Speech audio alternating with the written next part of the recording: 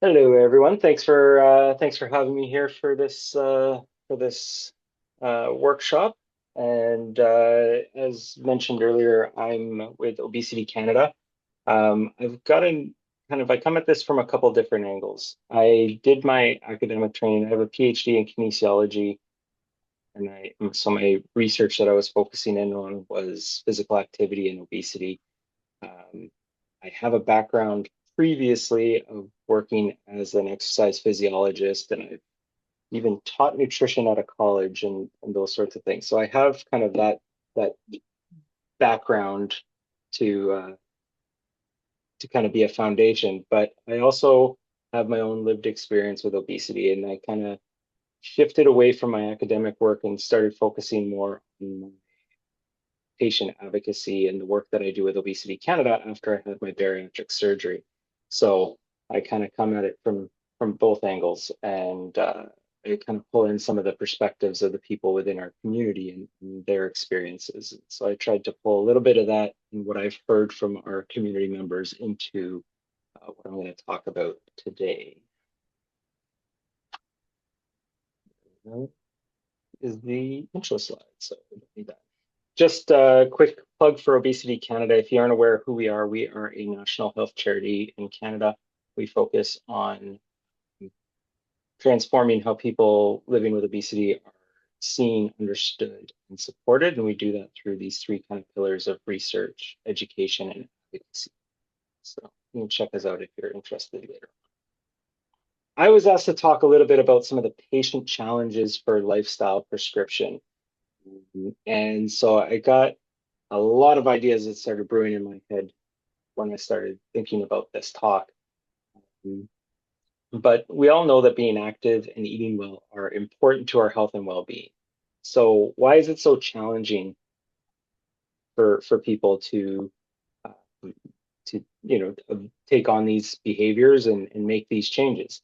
And why can't your patients just do what you ask them to do and tell them what to do when it comes to movement and nutrition and those sorts of things?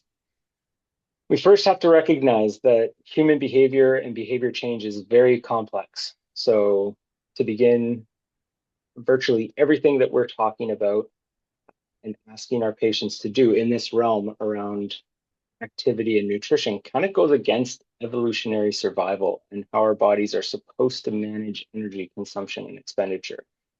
Back when our ancestors were hunters and gatherers, being active recreationally was not really a thing. And our bodies are kind of designed to be very efficient energy storage machines. So conserving energy was critical to survival. So if you were laying around outside of seeking food and safety, that was not being lazy, but that was in fact survival. Nutrients were scarce. So if there was a food source around, moderation was not a top priority. The priority was stocking up and preparing yourself for the next period of scarcity. And those behaviors are hardwired. They're not decisions that are made. So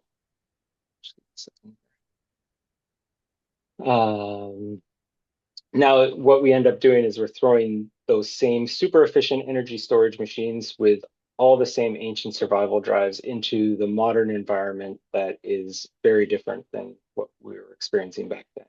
And so we have to understand that willpower alone cannot overcome the biology, the genetics, the environment, and those sorts of things that are going to contribute to some of these behaviors.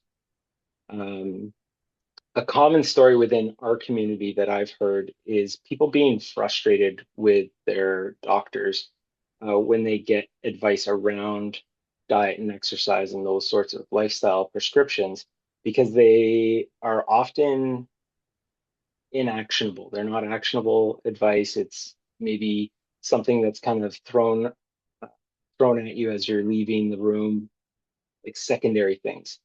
I even had a doctor tell me one time, so this is going through with my obesity management. I had a doctor just simply say, why don't you eat a little bit of salad every day and start going for a walk every evening? As if it was just that simple. Like that's the solution to the problem. And it didn't take into account any of the other things that were going on. It didn't take into account the fact that when I was told to do that, I was in fact teaching nutrition at a college and working as an exercise physiologist. So like there was no context to it, and it didn't quite land the way that I think he wanted it to. And then there's the shame and blame that goes along with uh, that experience when we can't do exactly what you asked, or it doesn't have the impact that we expected it to. So it leads to a lot of feelings of failure and low self-efficacy, and to be honest, probably some healthcare avoidance because I don't really want to come and talk about this stuff if it hasn't changed or it hasn't worked or I don't have progression to talk about. So it can be a little bit of a challenge there. There's a lot of factors at play here. So I'm sorry, I missed some of the clicking my slide over here. There's a lot of factors at play here. There's these big external things that we have to take into consideration. And obviously these are things that you're not, as a primary care physician, you're not going to be able to impact things like the environment, the person's socioeconomic status, their work environment, their work schedule, and those sorts of things. Are they working night shift or, those types of pieces? Their family dynamics can play into their behaviors and how they can adopt new behaviors. And culture is also important. You also have the individual things that come into play. So things like their mobility, um, do they have chronic pain? That's something that's pretty common with people who are living with obesity and larger bodies. They might have mobility and pain issues that can influence, their ability to follow through with some of these prescriptions that we're talking about when it comes to physical activity and exercise and those sorts of things. Social support is a big part of that. Their values, their preferences, their tastes. Like if we're just going to say you should be eating this way or, this particular diet, that again might not land because it doesn't line up necessarily with that individual's, their particular tastes or their preferences. Maybe they're vegetarian or vegan or something like that. And so if we're suggesting one way of eating and it doesn't line up with those values and preferences, that could be a problem as well. And we also have to take into consideration things like their readiness to change. When we're talking about behavior change, we have to at least be aware of where they are in that scale of readiness to change so that the messages land properly. Now, there's some additional factors that I separated out here because I found these ones are very common factors that I myself have experienced or people within our community have brought up all the time as significant barriers to behavior change. So the first one is self-sacrifice. So many people that I talk to suggest that part of their issue with self-care is it's not being a priority because they prioritize everyone else around them, their family, their kids, parents, their caretaking for someone, and they don't have the time or the capacity to put hours into themselves. So when, we're simply saying you got to, exercise 150 minutes a week or something like that. That might not trigger the change that we want because they're not seeing the value in that because or maybe they see the value in it, but they don't feel like they can put that time in because they're putting that time into other people. So we can prescribe exercise all we want, but if we're not convincing them that investing in that self-care enables them to be better providers and carers for the people around them, it's not going to be something that changes. So there's a bit of a nuanced discussion that kind of goes along with that. The next one is sabotage. And so for many of us, significant others, family members, friends can sabotage healthful behaviors. And it's not always intentional or malicious, although sometimes it is. A lot of times it just kind of happens. It was mentioned that, the counseling should include the family unit for a lot of this stuff, and that's true.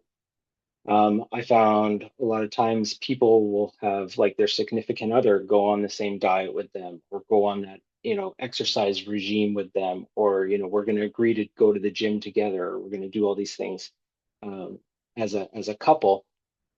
But it's really simple for one of the people in that dynamic to kind of subtly sabotage it and say, I don't want to cook tonight. Like, why don't we just order out? And then, like one of those little things, and it can just tip the scale. the wrong way. So that sabotage is part of it, and it's very real. There's also the all or none mentality, which is something that a lot of us deal with.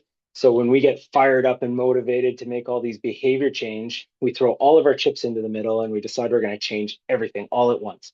And I clean out the fridge and I clean out the pantry. I throw away all the junk. You buy all the exercise equipment, you download the apps, you put in your program, and you're ready to go. And you're all fired up for it. But then one small thing happens. Maybe you get a little sore, you hurt yourself when you're exercising, maybe you get sick, or maybe there's some stress at work, or something happens and it throws you off. And so it's either all or none. And as soon as something gives you that little ripple, you fall off the wagon and things just don't recover the way that you want. Hey, Ian, it's Rick Yeah. here. Speaking of all or none, we're just getting tight on time, so maybe just ask you to push the accelerator I'll, a little yeah. bit. Great. Okay. I'll zip through some stuff. Appreciate it. Yeah. The wagon jumping, I already kind of mentioned a little bit of that. And then the stigma is a big piece of it. So for people living with obesity or higher BMIs, um, stigma is a big part of it. So it's especially prominent in healthcare. So chat about that later. I'll skip through. I didn't realize all those. A couple quick pearls that I wanted to bring up. The first one is that we need to address that bias and stigma. We need to recognize that it exists and it is going to impact people's health and their decision making and their behaviors. And that's an important thing. The second one is just recognizing that a lot of us are going to be showing up in your office with our guards already up. We've been conditioned because of those previous experiences of stigma and bias, particularly in healthcare, to come into the clinical setting with our defenses up. And so there might have to be a little bit of that repair to that patient provider relationship before. And it might not be something that happened with you particularly, but it is something that a lot of us have experienced. And so might not be open to having conversations about behavior change and things like that right off the bat. I wanted to say that lifestyle prescription is important, but it's important on how we frame it. So we want to be framing it in a way that kind of shows that it's important for longevity and function and health and wellness and well-being and all of those sorts of things. But we don't necessarily want to treat it as if it is uh, a proper treatment for a chronic disease. It's part of the larger equation, but it's not a treatment of a chronic disease in and of itself.